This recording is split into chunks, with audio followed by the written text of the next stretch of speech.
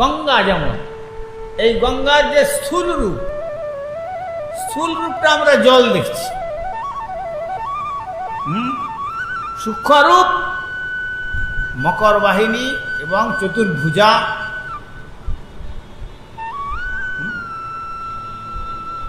আর যমুনা তেমনি গঙ্গা হচ্ছেন ভগবানের চরণ থেকে আসছেন বলে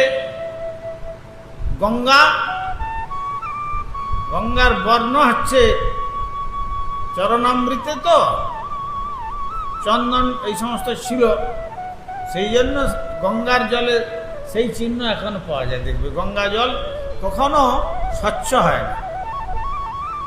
আমরা ত্রিবেণীতে যখন যাই এলাহাবাদে, গঙ্গা যমুনা সরস্বতীর মিলনস্থল, দেখবে যমুনার জল আসছে কালো জল, যমুনা সুন্দরী হচ্ছেন কালো,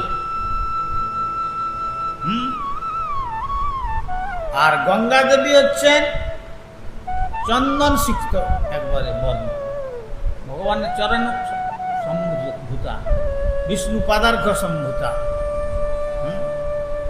এখানেও দেখা যায়, এখানে এই যে গঙ্গা জল যেদিকে যাচ্ছেন, আর এদিকে জলঙ্গি বা যমুনার জল বলছেন যারা,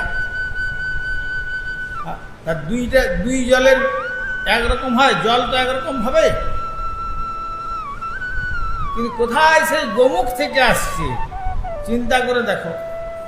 আর গোমুখের মধ্যে তো সেখানে জল তো পড়ছে, পড়ার সঙ্গে সঙ্গে বরফ হয়ে যাচ্ছে, পড়ার সঙ্গে সঙ্গে বরফ। আমরা সেখানে সেই বরফের উপর দিয়ে হেঁটে গিয়েছি। একটা গরুর বিরাট মুখের মতো দিয়ে জলটা পড়ছে, গোমুখ বলে তাকে, পড়ার সঙ্গে সঙ্গে বরফ হয়ে যাচ্ছে। তো সেখানে এইসব জিনিস, এই রং আসলে থেকে, তারপরে যত দূর গঙ্গা গেছেন সব জায়গায় একবারে সাগর সঙ্গম পর্যন্ত দেখবে। বঙ্গোপসাগরে যখন মিলন হয়েছে, সেখানেও প্রথমে গঙ্গার জল তার রূপ নিয়ে গেছে, তারপরে সমুদ্রের জলে মিশে গেছে।